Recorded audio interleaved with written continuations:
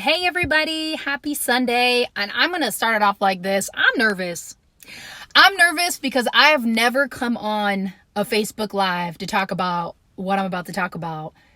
But I can promise you that this is going to be the furthest from the last one. I know that God has put a lot on my heart to be able to, my phone's going to fall out. Hold on, we're going to push this back up.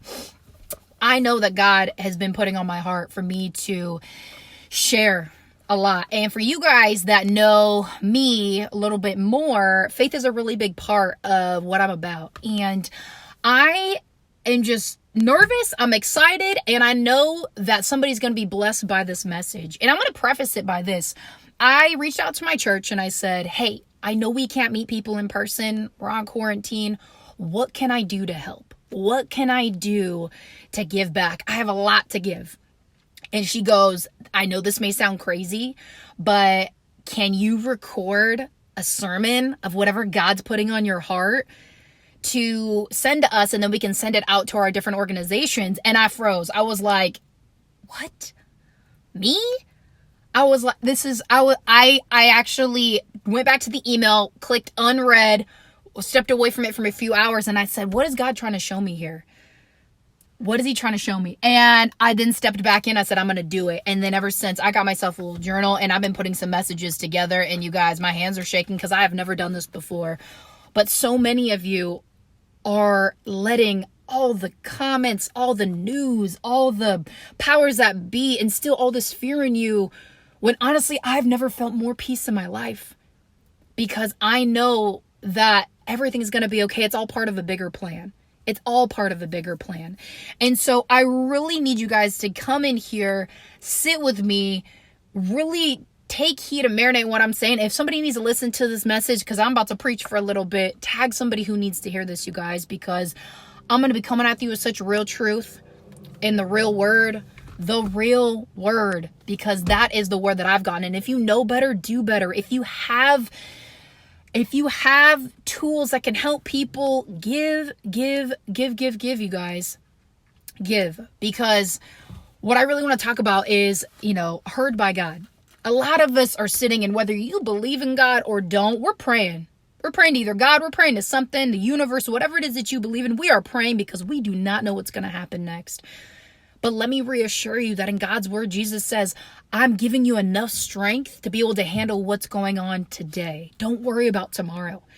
I know rent's going to be due here in the next week or two. Don't worry about that. Don't worry about what's unforeseen. There's so many things that you have control over, and focus on those.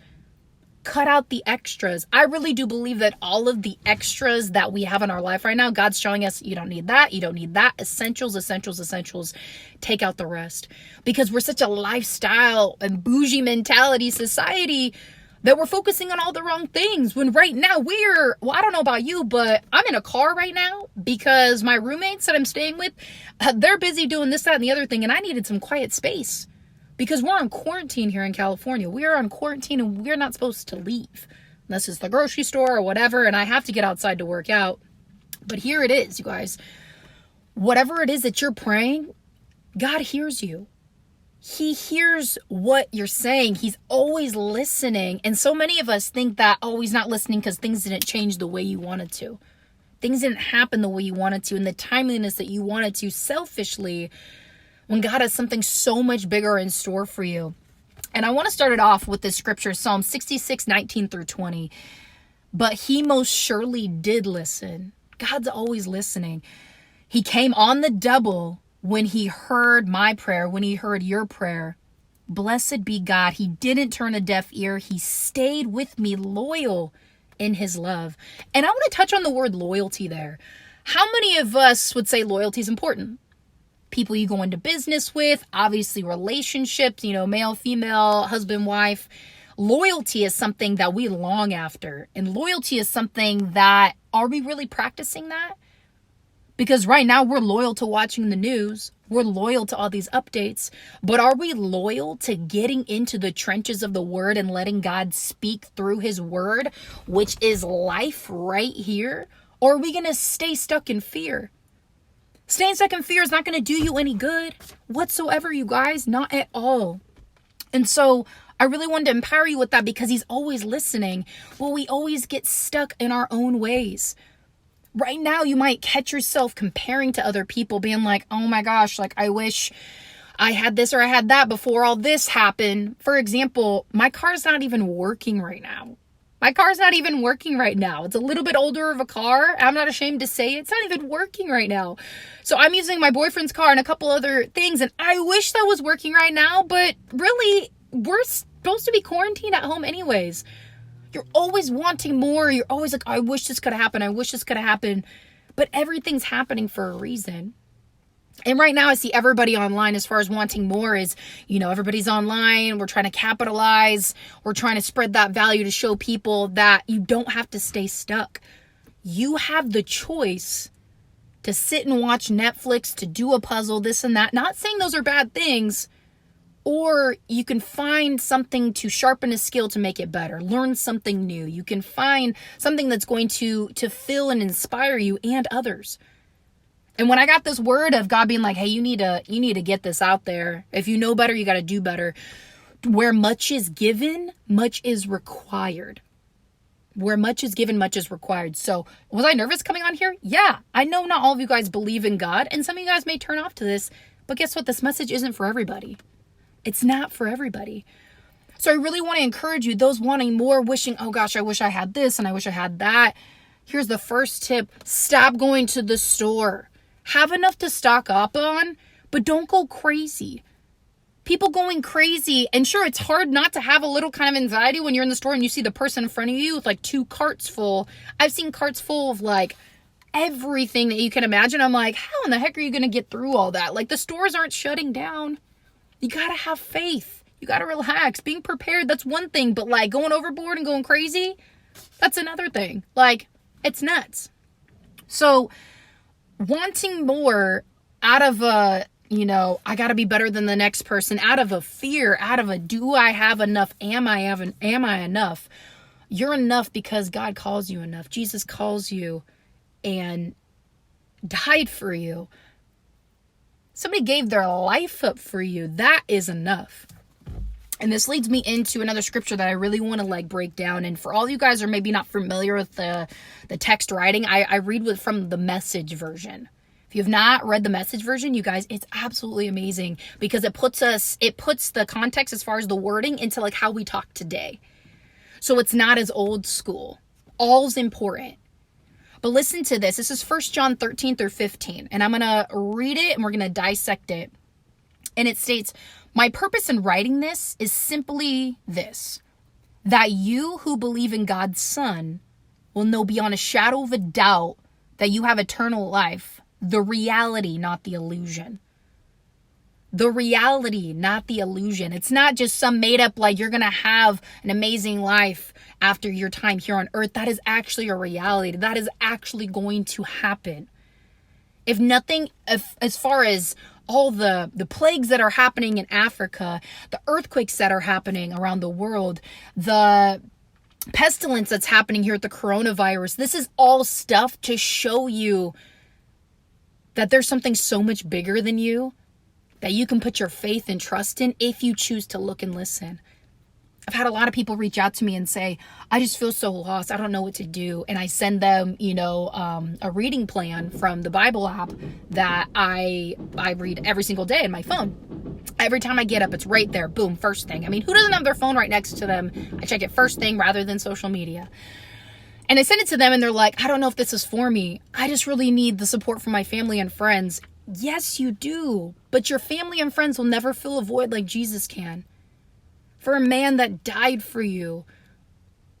And for God the Father to be able to give you so much more than what you're looking at right now because you're so worried on when am I going to get my next check or when's this coronavirus going to go away? Is it going to attack my loved ones? What is happening? We all have this kind of platform to be able to give some kind of message of encouragement and hope. And that's exactly what I want to do right now. Because right here it says, if those who believe in God's Son without a shadow of a doubt, you'll know that you'll have eternal life. That's the reality, not an illusion. And how bold and free we then become in his presence. How freeing is that if you know there's so much more than your circumstances right now, because so many of us are crowning our circumstances as king rather than the one true king that gave us all of this. And I encourage you, yes, there's a lot of negativity out there, but start writing down things that you're grateful for. Start texting those loved ones of yours that maybe don't have people checking up on them. I'm getting random texts from people of just, hey, I just want to check in with you. And they're now sharing with me how I've impacted their life in some big ways. And I'm like blown. I'm like, God, you are so good, because God can use you as a turnkey to really shift someone's entire reality if you choose to listen. But here's the catch. What we're listening to is so loud. All the powers that be, the media, all of it. They're so loud right now, projecting fear, because that's how they make their money. And people are going to listen. It's so much easier to attach onto fear than attach onto hope and love, and knowing that there's a bigger power at be, which is God, that has you. He has you, you guys. Attaching on to hope, love, mercy. I've never felt more peace in a time where the whole world seems to be losing their ish, to be honest. And why is that? Because I'm going into here more often than I'm going on social media, more often than I'm worried about what is the news talking about. They're just doing their best. They're just doing what's been given to them. Could it be done a little bit better? Sure, but let's not put ourselves in their shoes because they have a lot going on. That's not the point. Let me get back on track here. So back into 1 John 13 through 15, got about halfway through.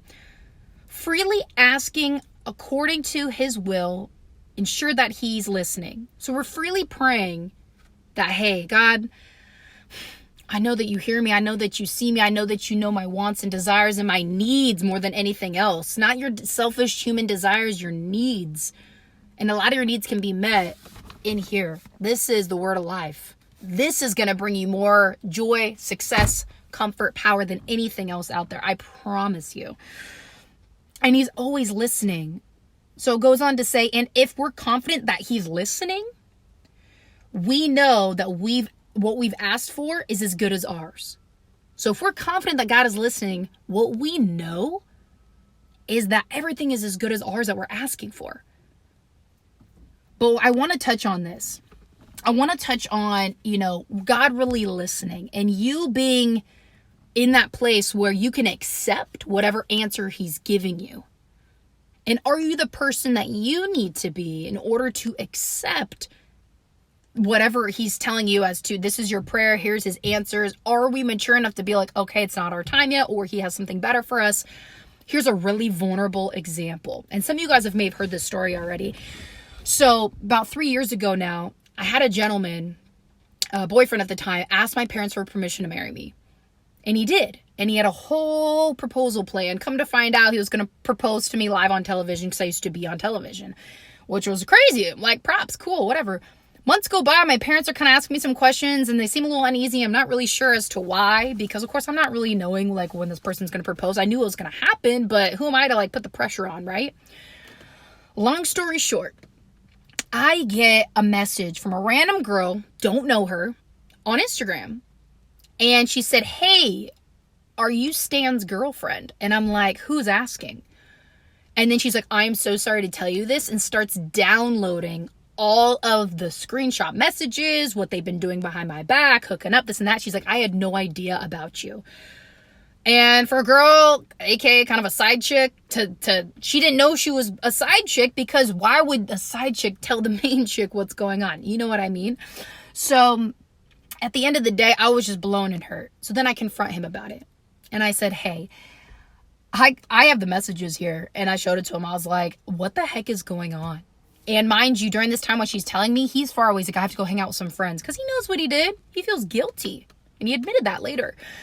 So we finally sit in the same room. We get to talking. I'm just shaking, wondering, what the heck did I do to deserve this? Broken. I thought this was the man I was supposed to spend the rest of my life with. And I asked him, and he like bold-faced lied to me. And then recants a statement, and he says, actually, yeah, it's true. And this is what I said, and I want you to pay attention to this. I said, are we going to work through this? Are you going to take me back? Are we going to make this happen? I said, are you going to take me back? I just want to stop there for a second. I was in such a different headspace back then that I asked a man who asked my parents for permission to marry me, had a ring, custom made, cheated on me. After all of that, I still asked, would you take me back?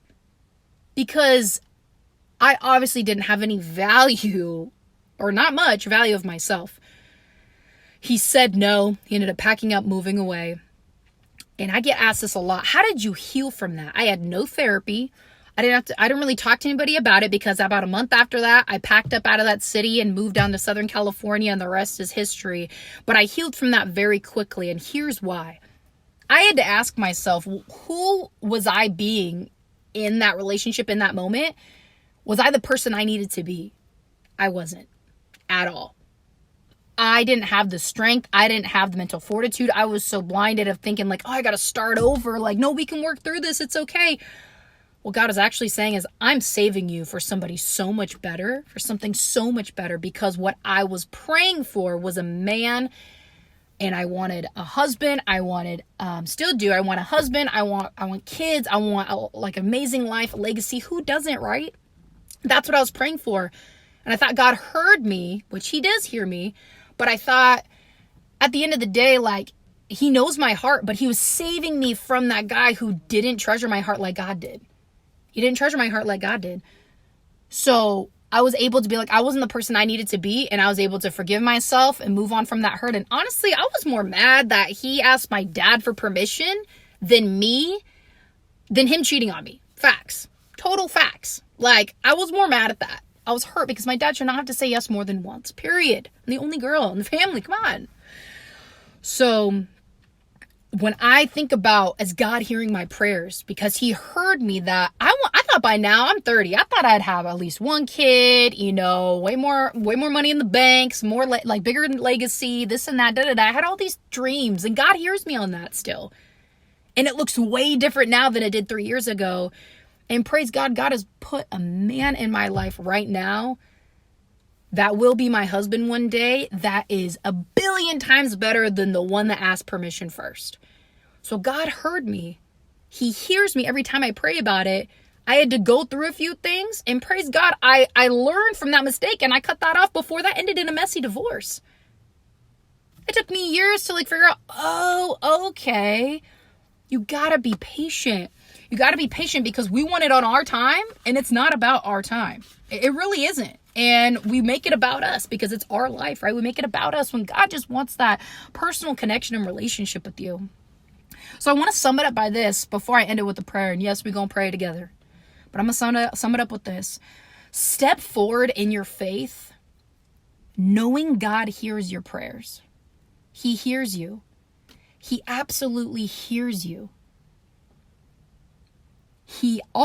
God also can hear your thoughts and read the depths of your heart. And I want to sit on this for a second. You can read more about that in Hebrews 4:13. But he can hear and really see the depths of your heart. How many of us, and I'm going to say me for certain, have a really good surface change? Like, we're really good at showing people like, oh yeah, we've changed. Like, we can do it on the surface. It looks good. It sounds good. Feels good. But deep down, has that shift actually happened? If you look at it this way, we're in quarantine. A lot of people are blowing through their quarantine snacks, right? Are you making healthy options? Are you still doing an exercise of some sort in your living room, outside? I do it on top of a parking garage. At the end of the day, when we know that we're just doing surface level decisions for your health, we know when we're BSing ourselves. Because we go back and we're just like, crap, that wasn't deep rooted at all, because nothing's really changed. We can't shake the weight off. We gained it back because we fell to our faulty ways. That heart has not changed yet. But when your heart is true and your heart's actually made that shift in whatever it is, your spirit life, your health, your relationships, when that's shifted, and you make a priority out of that. So God can see your heart. If you have not made that shift, he knows. You can't fool God. You can't. You can fool other people. for what you want them to see, but you can't fool him. He can hear and see the depths of your heart. So hear this. It's not to question if God hears us. That should never be a question. It's not to question if God hears us. Rather, if we're accepting his answer. Are you accepting the answers that God is giving to you?